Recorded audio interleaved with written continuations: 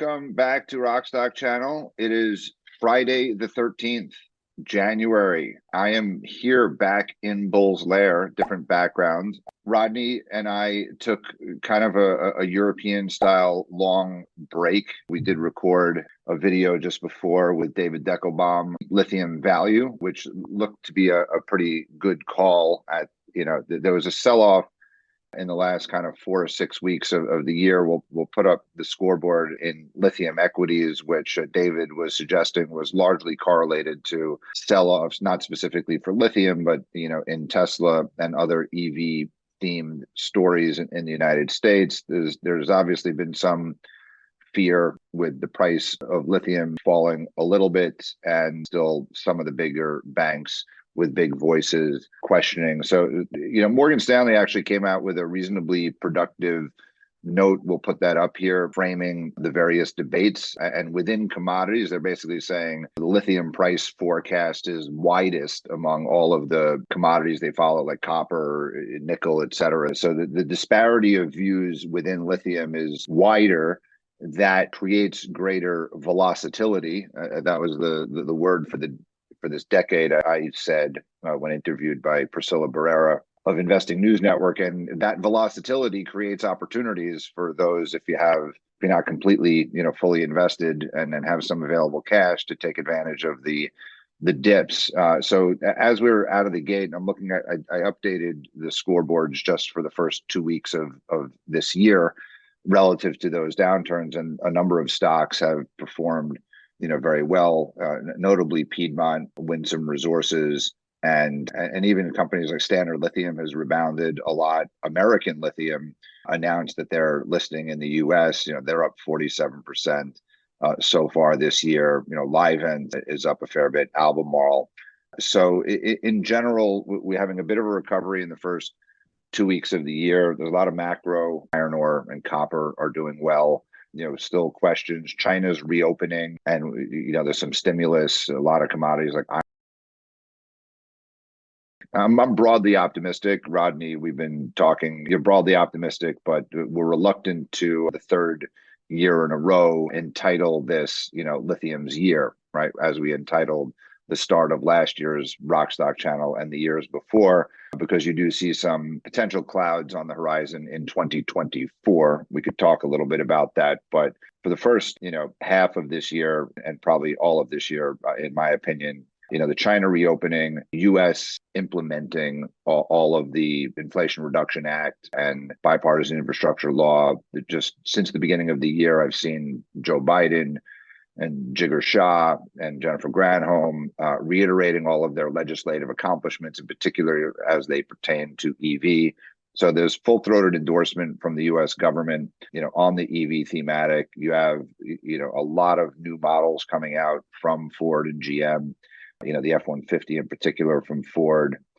We've now had significant price cuts from Tesla. Talking about Jigar Shah, just on the tape as we're speaking, Ioneer and Sibanye got a $700 million loan commitment, subject to they're getting fully permitted and resolving some other issues, but that is very prominent. There's been only one other critical mineral or EV battery mineral company funded from the Loan Project Office, and that was Syra.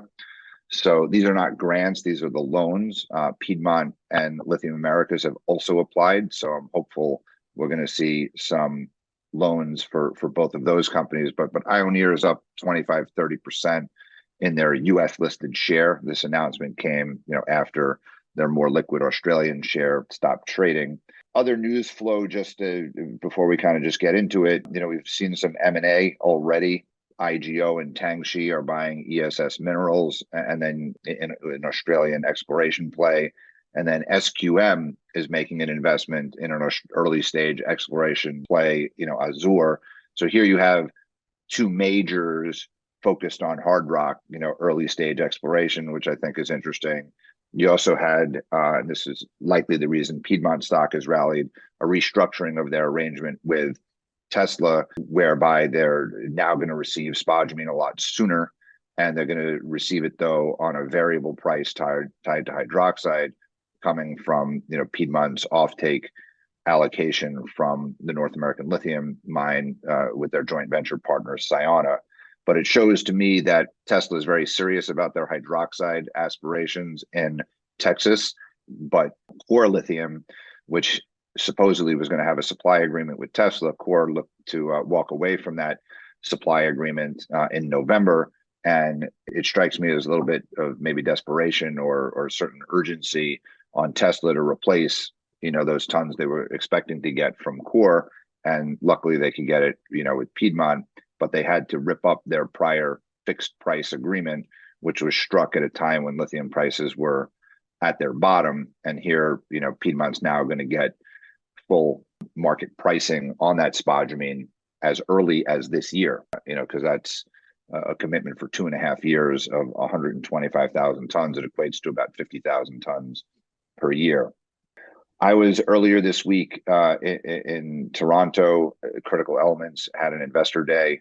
We could talk a little bit about that. Rodney, you gave a presentation on why the structural deficit, in lithium is here to stay. A presentation you gave as well at the 1-to-1 conference in November, which was a very popular video. Why don't you, Rodney, share your thoughts that you shared at Critical Elements and just more broadly at the start of the year, now that I've given this long monologue? The presentation was slightly tweaked on the critical elements from the previous one, in that I said the structural deficit is here to stay, and why demand growth is key. I think we don't see any surprises coming up in the next while, so it all comes down to demand as how the equation of market balance will sit.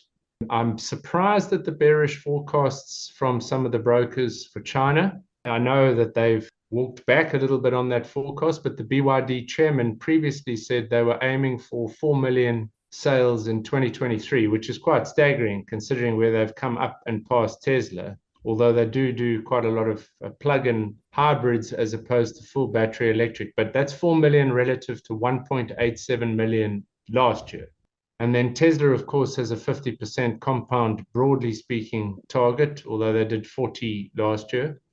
So those two alone would be, even with haircutting the BYD objective, although they do have a big backlog of orders, and haircutting Tesla, you still get well above 15% growth in China, and yet people are forecasting 10 to 15% growth only for the entire market of China for this year. Now, that obviously is linked to subsidies, but we've just seen Tesla cut its prices, and we'll see how BYD plays out. But as price points, BYD is already competitive against internal combustion engine vehicles. So I don't agree with the bearish forecast of EV sales growth for this year. I'm not seeing it. And then we've now seen Tesla cut prices aggressively in the US. So not only in some instances have the price of vehicles fallen $13,000, but you could then potentially get the $7,500 credit, I think, before end of March or whenever it is.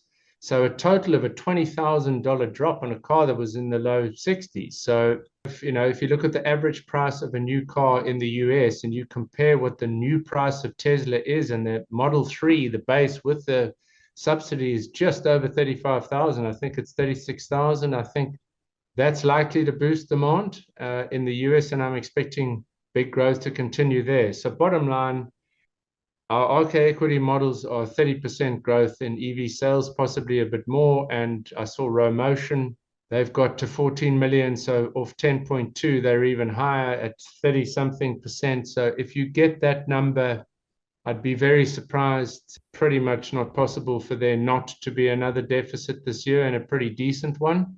Also to consider is, those who've watched my presentation on the structural deficit will know it's cathode production that drives demand, not installed EV battery volumes. It's pre-production in anticipation of sales. And if we have the Cybertruck release in decent volume towards the end of this year, and the semi kicking in, and we know ESS is picking up. I've seen some quite staggering numbers on last year's demand and where we could go forward. I've seen figures as high as 300 gigawatt hours for 2025. Our model says 230. That's always going to underpin. So I think your point about Tesla and the hydroxide factory or whatever, are likely to use that, and any overflow on LFP or any of the other batteries, could be used in their energy storage. I don't think there's a shortage of redeploying batteries for them. So my guess is it's time for them to step up. And I'm sure these price cuts are going to help steer them in the right direction, because they are meaningful price cuts when you look at it, including the subsidies. So that being the case, I think 2023 looks to be another good year for lithium demand, and that should mean a deficit like I have in our models. 2024, hopefully you get early shoots of Europe picking up demand for the 2025 carbon emission penalty increase, but it's going to be a critical year. If it's very hard to forecast, it looks like inflation is under control, but if you look reading The Economist and other publications, there's questions around GDP growth globally and the economics of it.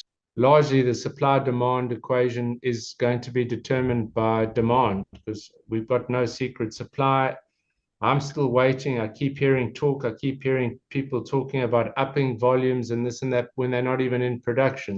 I've just seen Fast Markets. They've got lithium prices now down again for the week at 485,000.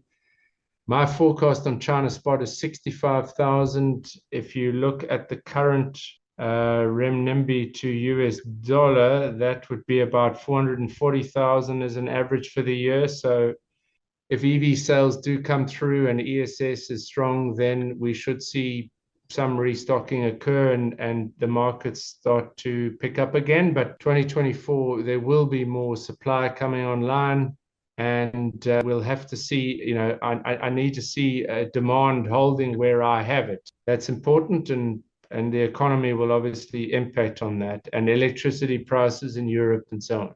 All right, so you're bullish 2023. You're a little bit more cautious 2024 because you see supply of lithium coming, and you're questioning prospects of demand, which are things that are out of your control, right? You just see potential recession. Look, if you say to me, Howard, there's going to be 25%, there's going to be 30% plus this year and 25% in 2024, then there is no problem. But if we do have a prolonged recession, or I don't know what's going to happen with Russia and the Ukraine, or the price of electricity and therefore demand for EVs and so on, can't answer to all of those things. It's a comment that's heavily reliant on demand continuing. If you're comfortable that auto sales will hold up and EV sales will hold up, no problem. If we have and some of the bearish models, believe it or not, Goldman Sachs to 2030 has Chinese EV sales compounded growth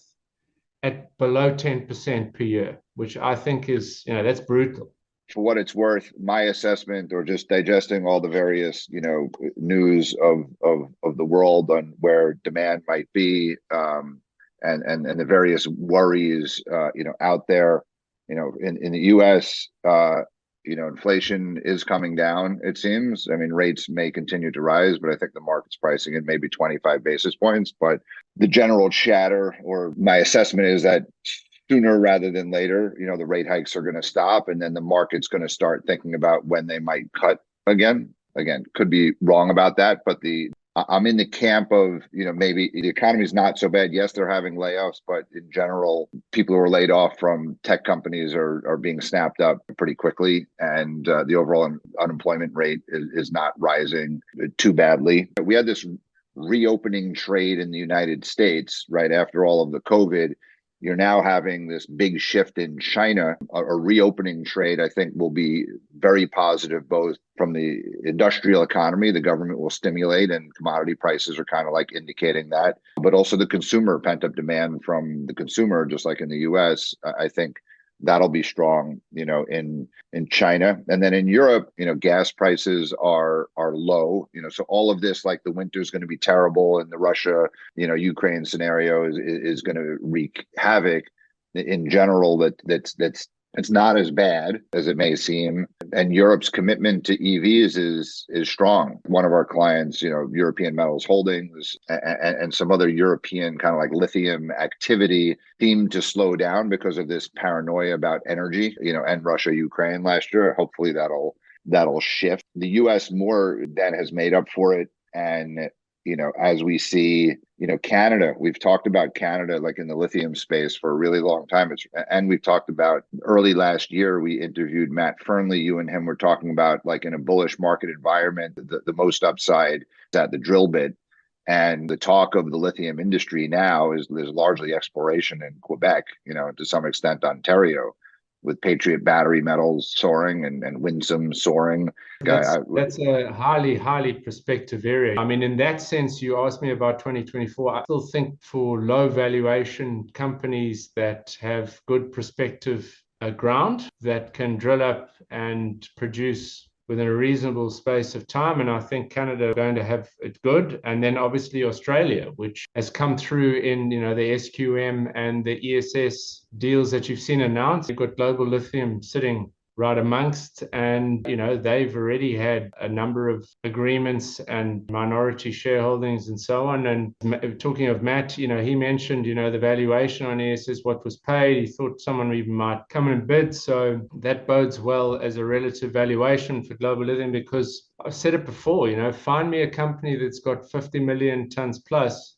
of resource that isn't spoken for. Right. They all, they're all getting snapped up. So they're drilling and growing it. And Western Australia permitting and getting into production, I think we'll see more, but got those plays advanced. So it drew a good parallel to their valuation, to Global Lithium's valuation with ESS. I'm sure, you're going to see more activity in that region. And then in Canada, you look at what Patriot's valued at relative to that and what its resource will be, and Winsome, what they're drilling out, and what more is to come there, and then other prospective plays. Good prospective ground and successful drilling is always going to pay off heavily, especially in that region. And this whole concept, I'm reading more and more articles about, the death of globalization and regionalization happening, and especially the plays in the US and what will happen in Europe. I think if the US is serious about going it alone in North America and with friendly allies, then Canada is perfectly placed and demand will pick up. You mentioned in our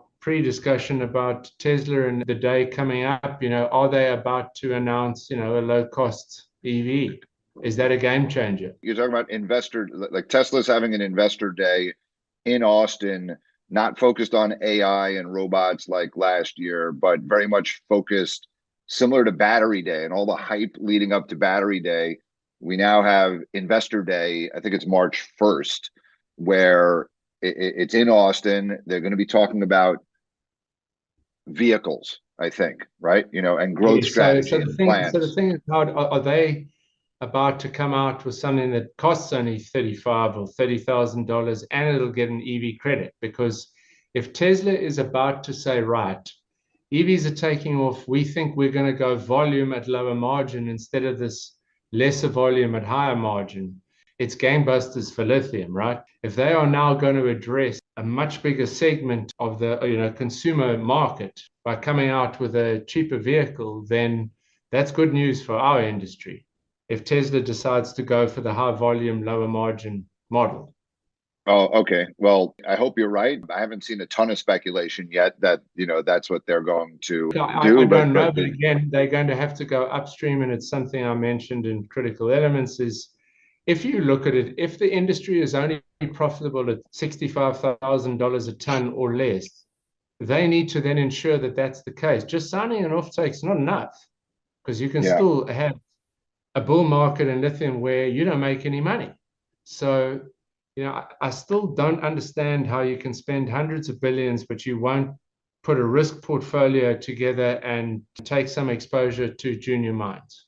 Well, I think you're going to see, I hope you're going to see, more of it. Again, Tesla Piedmont, that's just a restructuring of that offtake agreement. But, GM Livent, funding, Ford, Liontown, I think you're going to see more of that this year. Yeah, but again, the issue is it's SQM doing the deal. It's IGO and Tangxi. It's not a battery cell, or a OEM. And yet in China, you've got CATL and BYD that do upstream deals. Yeah, they do. I mean, but look, GM gave Livent money, and Ford is going to give Liontown money. So it's not equity stakes, but they're prepays or loans. And I hope and think you'll see more of that coming from U.S. OEMs as well as the Korean, battery makers, SK and LG in particular, in the US. Maybe we'll see it from Panasonic as well. But Investor Day is coming up March 1st, 6 weeks away. There was a lot of speculation. Every Tesla YouTuber was talking about what are they going to talk about at Battery Day. I think January 25th is Tesla's quarterly results. I'm looking at Tesla Investor Day to hear about their plans for lithium hydroxide. I wonder if they're going to say anything about, their deal with Talon Metals, right? And all the nickel. There was some commentary in Battery Day about, just nickel powder or whatever. Did you have any thoughts on that? You've been talking with Talon a fair bit. Okay, you got to remember they're sending over a concentrate. So within that concentrate, there are various things, and that also includes an agreement on iron and iron powder and high purity. So Tesla kills two birds with one stone. They get nickel concentrate for the semi and the Cyber and the upper end models, and then they get iron powder for LFP. Hopefully they will have some update on that. But of course, they now need to address the lithium question if they are going to do this 50% compound. And I'm really waiting to see if there's anything on clay and all of the just add salt and water story, or if that's just going to quietly drift out of the narrative, which I'm expecting it will. I haven't heard them say anything about that. I think they are going ahead with hard rock to hydroxide in Corpus Christi, and they've sourced some of it from Piedmont. Where else are they going to source it from? Is Sigma going to sign a deal with them?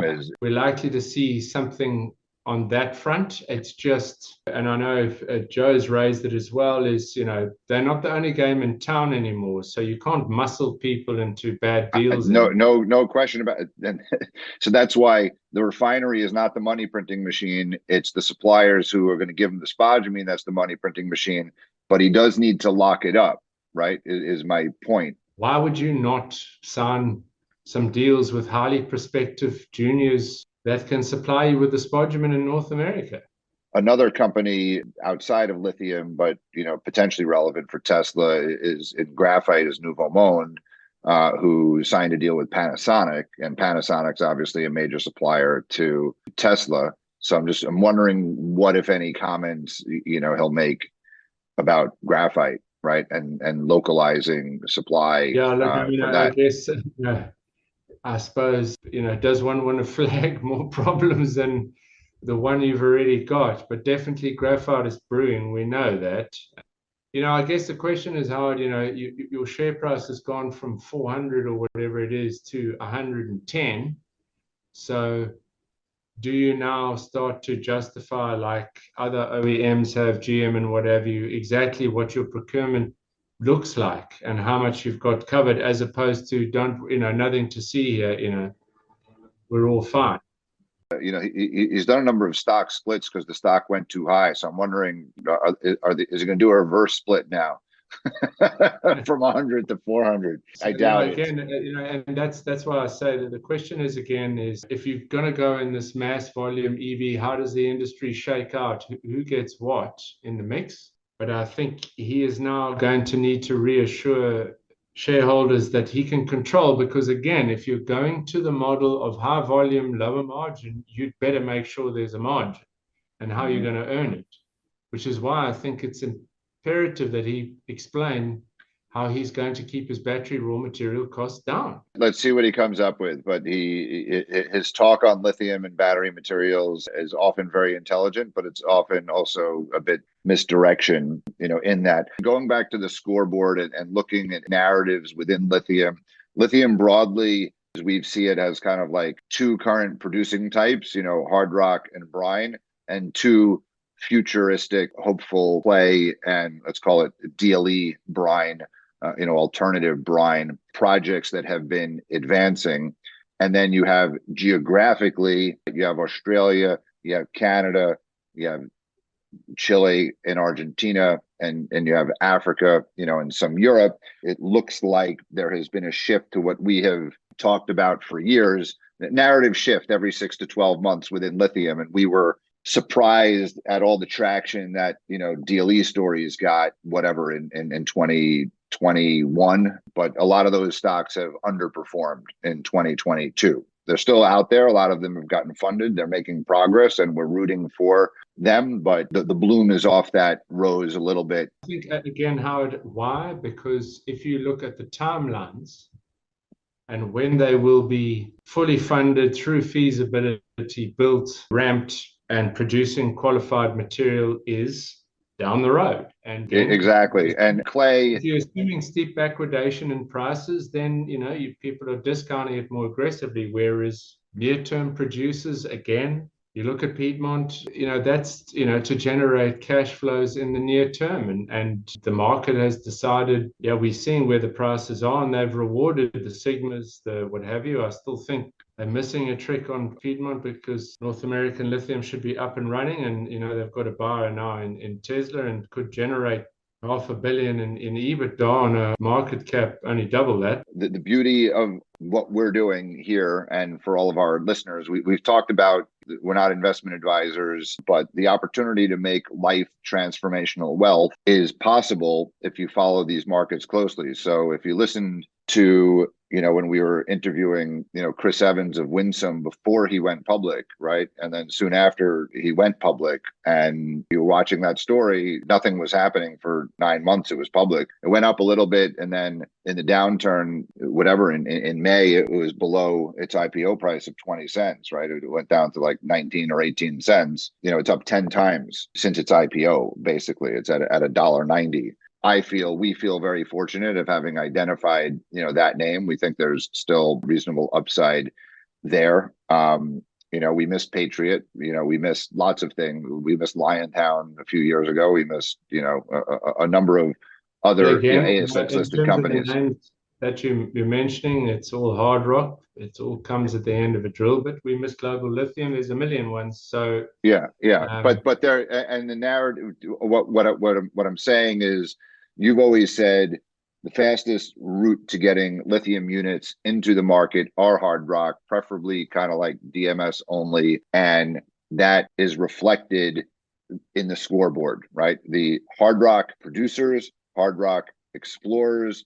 A number of companies have come out of nowhere, last year, and we expect that to continue. We are looking for the next Patriots, the next Winsomes, with high priority right now. Chris points out, they're drilling. They think there's more to come. But if you look at the original deposit, not Adina, where the big hits are coming, but Canset, there's 3 million tons of DSO at surface, which, based on core lithium's price, is $3 billion in revenue if you were to be able to sell it for $1,000 a ton.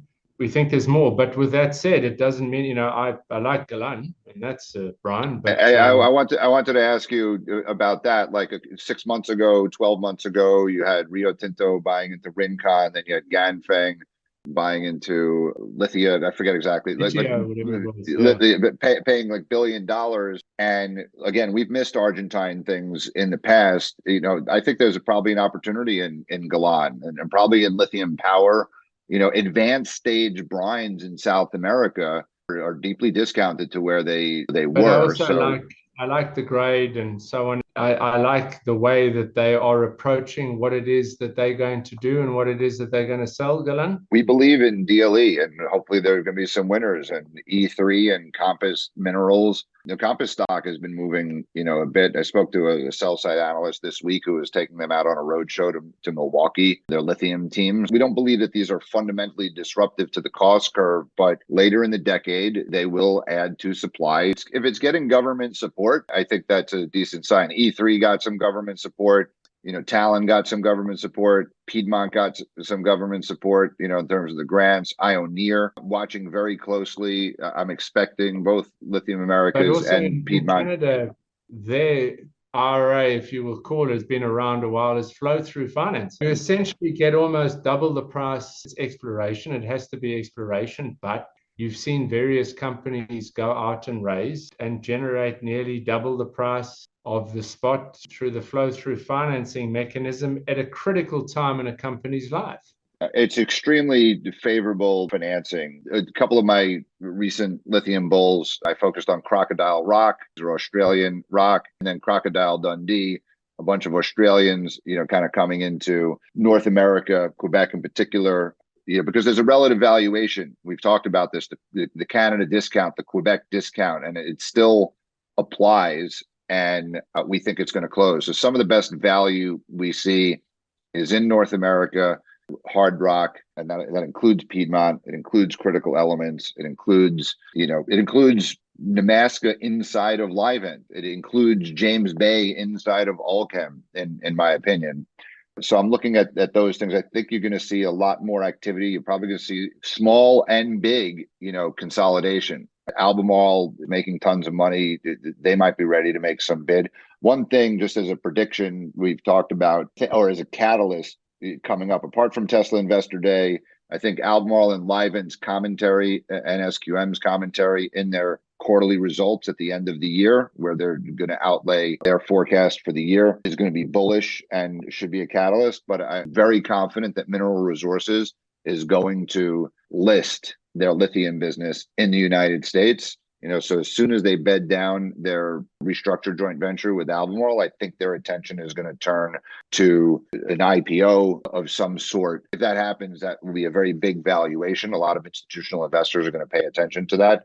And it'll be a bigger year for capital raising than last year was. The capital markets broadly, the SPAC market, the IPO market in the United States was very bad. I think it'll get better this year as it pertains to the battery material space. I tweeted about, David Deckelbaum at Cowen. The video we did, he followed on with some writing, a 45-page update note. Others are coming out with bullish notes like Deutsche Bank, Macquarie, and expect some of the other Aussies, when they get back to the office, they're going to be publishing their updated notes, which are going to be broadly bullish with, always got to be some cautionary. But we've called this first video of the year, Bang the Drum All Day, from Todd Rundgren in 1983. I don't want to work. I just want to bang on the drum all day. So the song remains the same.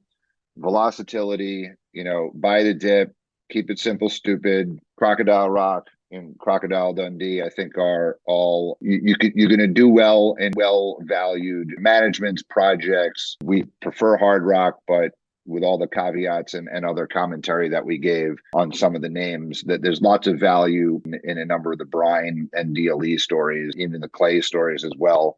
If Lithium Americas within 2 months, Judge Due gives a thumbs up, other clay opportunities are going to race, like, Cypress Development, which everybody always asks me, why don't I ever mention that name? So there it is. I mentioned it. There are a couple of other names. Anson Resources, I don't really talk about or look at much, but I did notice on the scoreboard that one kind of ticked up. So I am looking for, it's hard, but interesting to you got to pick well, but there are sleeper stories. Anyway, we think the Zinnwaldite mica-like deposits should have a day in the sun. So interesting times, as always, in lithium. Thank you very much, everyone, for watching. We're going to have a lot of, new and interesting things this year for Rockstock channel, and strongly encourage you to join us as Patreons. Follow us on LinkedIn and Twitter, and keep an eye out for some great new content in the coming weeks and months.